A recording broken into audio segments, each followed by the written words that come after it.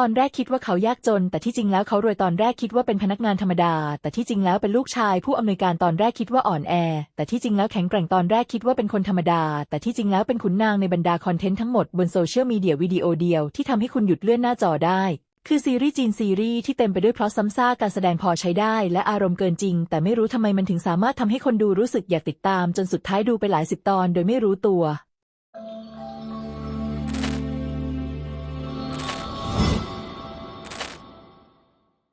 เราทุกคนคงเคยเจอเหตุการณ์แบบนี้กันมาแล้วขณะที่กำลังเลื่อนดูโซเชียลมีเดียอย่างเพลิดเพลินไม่ว่าจะเป็น TikTok Reels หรือ Shorts จู่ๆก็มีโฆษณาละครสั้นแนวตั้งโผล่ขึ้นมาให้เห็นภาษาที่ใช้มักจะเป็นภาษาจีนกลางนักแสดงก็เป็นคนจีนและบางครั้งยังมีการพากย์เสียงเป็นภาษาอังกฤษหรือภาษาไทยด้วยส่วนเนื้อเรื่องน่าเหรอบ่อยครั้งก็ดูเหลือเชื่อและเกินจริงมากเช่นเรื่องของชายคนหนึ่งที่แท้จริงแล้วเป็น CEO ของบริษัทใหญ่แต่กลับปลอมตัวไปเป็นคนงานก่อสร้างเพียงเพื่อทดสอบความรักของแฟนสาวฟังดูตลกและโอเวอร์สุดๆแต่แปลกที่มันกลับทำให้เรารู้สึกอยากดูต่อนี่แหละคือสิ่งที่เรียกว่าไมโครดราม่าจีนและช่วงหลังๆนี้อุตสาหกรรมนี้กำลังได้รับความนิยมไปทั่วโลกรายได้ของมันสูงถึงหลายสิบล้านดอลลาร์สหรัฐแต่คำถามคือทำไมไมโครดราม่าจีนถึงกลายเป็นกระแสโด่งดังได้ขนาดนี้ทั้งที่ถ้ามองจากคุณภาพแล้วไม่ว่าจะเป็นการแสดงเนื้อเรื่องหรือมุมกล้องทุกอย่างก็ดูธรรมดาไปหมดเลยนับตั้งแต่ช่วงการระบาดของโควิด -19 ผู้คนมีแนวโน้มที่จะใช้เวลาอยู่กับอุปกรณ์อิเล็กทรอนิกส์ของตนมากขึ้นที่ประเทศจีนสถานการณ์นี้ได้นำไปสู่การเกิดขึ้นของอุตสาหกรรมบันเทิงรูปแบบใหม่ที่ได้รับความนิยมอย่างรวดเร็วไปทั่วโลกนั่นคือไมโครดราม่าแตกต่างจากละครทั่วไปที่ตอนหนึ่งอาจมีความยาวถึง1 ชั่วโมงและฉายในแนวนอนไมโครดราม่ากลับตรงกันข้ามโดยสิ้นเชิง1 เรื่องอาจมีตั้งแต่หลายสิบตอนไปจนถึงกว่า100 ตอนแต่สามารถดูจบได้ภายในเวลาเพียง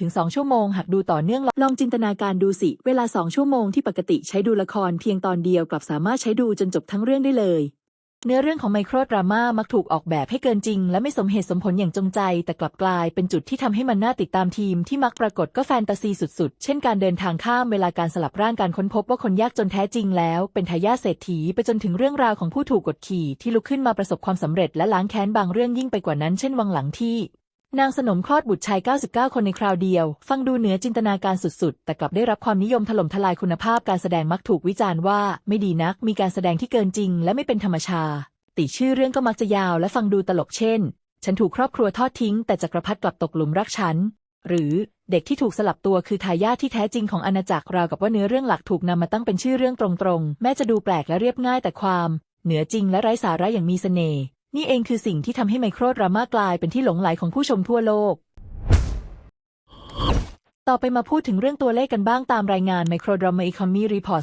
2025 จาก Media Partner Asia ระบุว่าในปี 2025 อุตสาหกรรมไมโครดราม่าของจีนคาดว่าจะสร้างรายได้ถึง 9.4 พันล้านดอลลาร์สหรัฐตัวเลขนี้ถือว่าสูงอย่างมหาศาลและทำให้ไมโครดราม่ากลายเป็นหนึ่งในอุตสาหกรรมบันเทิงที่เติบโตเร็วที่สุดในโลกการเติบโตนี้เรียกได้ว่าบ้าคลั่งเลยทีเดียวเพราะในปี 2021 รายได้ยังอยู่เพียงประมาณ500 ล้านดอลลาร์เท่านั้นแต่ในเวลาเพียง 4 ปีมูลค่ากลับพุ่งขึ้นกว่า 18 เท่าจนแต่ระดับ 9.4 พันล้านดอลลาร์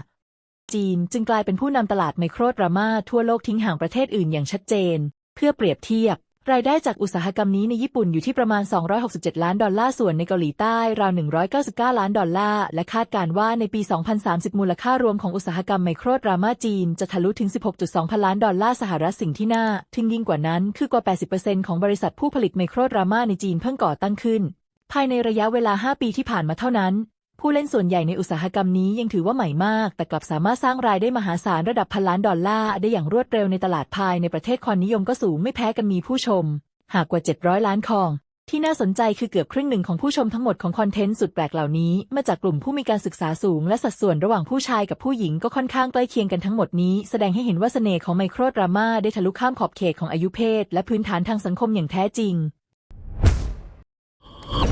ผู้เชี่ยวชาญหลายคนก็ยอมรับว่าเนื้อหาในไมโครดราม่าจีนมักจะดูไร้สาระและไม่ต้องใช้สมองคิดมากนักแต่กลับกลายเป็นว่าความไร้เหตุผลและความเรียบง่ายนี่แหละที่เป็นเสน่ห์หลักจนทำให้ผู้ชมยอมจ่ายเงินจำนวนมากเพื่อดูต่อตามความเห็นของนักวิเคราะห์ไมโครดราม่าได้รับความนิยมเพราะสามารถดึงดูดพฤติกรรมของมนุษย์ที่แสวงหาความพึงพอใจทันที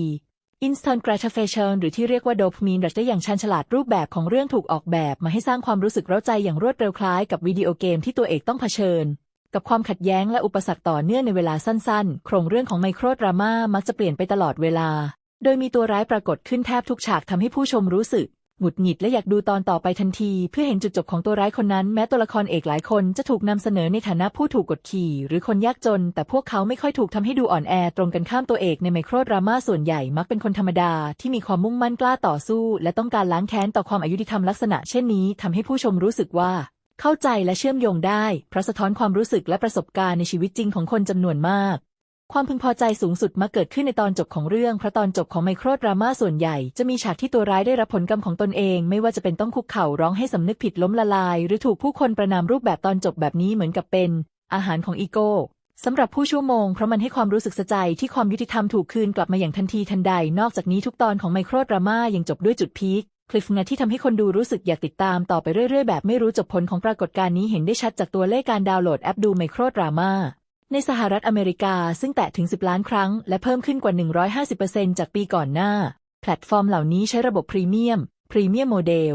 โดยทั่วไปจะให้ดูฟรีประมาณ10 ตอนแรกแต่ถ้าอยากดูตอนต่อไปต้องจ่ายค่าดูราว 1-2 หยวนต่อ1 ตอนโดยไม่รู้ตัวผู้ชมอาจใช้เงินไปหลายร้อยบาทเพียงเพื่อดูซีรีส์สั้นๆ1 เรื่องให้จบสิ่งที่ทำให้พวกเขายอมจ่ายไม่ใช่คุณภาพของเรื่องแต่เป็นความต้องการทางอารมณ์ที่จะได้เห็นตัวเอกล่างแค้นและเอาชนะคนเลวในที่สุดอุตสาหกรรมไมโครดราม่ายังสร้างผลกระทบทางเศรษฐกิจอย่างมหาศาลต่อสังคมจีนด้วยเพราะการผลิตที่เรียบง่ายทำให้เกือบทุกคนสามารถผันตัวมาเป็นนักแสดงผู้กำกับหรือทีมงานได้บริษัทผู้ผลิตรายใหญ่บางแห่งสามารถผลิตได้ถึง500 ตอนต่อเดือนเปิดโอกาสให้ผู้คนจำนวนมากได้ทำตามความฝันในวงการภาพยนตร์แต่ก็มีด้านมืดเช่นกันแม้อุตสาหกรรมนี้จะทำรายได้จำนวนมากแต่กำไรสุทธิที่ผู้สร้างได้รับกลับน้อยมากเพราะกว่า 80% ของรายได้ต้องจ่ายให้แพลตฟอร์มที่เผยแพร่และค่าโฆษณาบนโซเชียลมีเดียซึ่งมีราคาสูงมากส่วนที่เหลือเพียงประมาณ 10% เท่านั้นที่ถูกแบ่งให้กับผู้สร้างนักแสดงและทีมงานนั่นหมายความว่าผู้ที่ร่ำรวยจริงๆคือแพลตฟอร์มและบริษัทโฆษณาไม่ใช่ผู้สร้างผลงานเหล่านั้นเมื่อความนิยมแพร่หลายไปทั่วโลกรัฐบาลจีนซึ่งมีความเข้มงวดด้านสื่อก็เริ่มเข้ามาควบคุมมีการเพิ่มกฎระเบียบและการตรวจสอบอย่างเข้มงวดว่าเนื้อหาใดอนุญาตให้เผยแพร่ได้คอนเทนต์ที่ถูกมองว่ารุนแรงลามกหรือโหดร้ายเกินไปจะถูกลบออกทันทีรายงานระบุว่าในเวลาเพียง1 ปีมีไมโครดราม่าถูกลบไปกว่า 25,300 เรื่องรวมถึงเรื่องที่เคยโด่งดังอย่างดราม่าฝาแฝด99 Rise of Dark Lotus ที่ทำรายได้หลายล้านหยวนรัฐบาลยังแนะนำให้เพิ่มเนื้อหาที่สะท้อนความรักชาติเข้าไปในผลงานด้วยการแทรกแซงนี้ส่งผลทั้งบวกและลบด้านหนึ่งผลงานจำนวนมากถูกถอดออกแต่อีกด้านหนึ่งก็ผลักดันให้อุตสาหกรรมพัฒนาคุณภาพมากขึ้นจากวงการที่เคยเต็มไปด้วยมือสมัครเล่นตอนนี้ผู้กำกับและนักสร้างภาพยนตร์มืออาชีพเริ่มเข้ามามีบทบาทเพราะมีเวทีรางวัลเฉพาะทางทำให้เหล่าผู้ผลิตแข่งขันกันสร้างสรรค์ผลงานที่ดียิ่งกว่าเดิม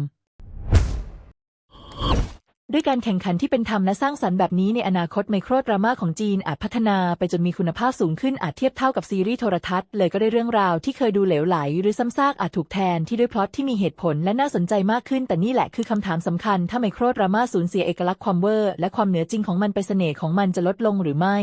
หรือในทางกลับกันจะยิ่งได้รับความนิยมมากขึ้นเพราะผู้ชมทั่วโลกสามารถรับชมได้ง่ายขึ้นแล้วคุณล่ะคิดอย่างไรคอมเมนต์ความคิดเห็นของคุณไว้ด้านล่างได้เลยครับและอย่าลืมกดไลค์วิดีโอนี้พร้อมกดติดตาม Subscribe เพื่อไม่พลาดการวิเคราะห์และเรื่องราวน่าสนใจอื่นๆในครั้งต่อไป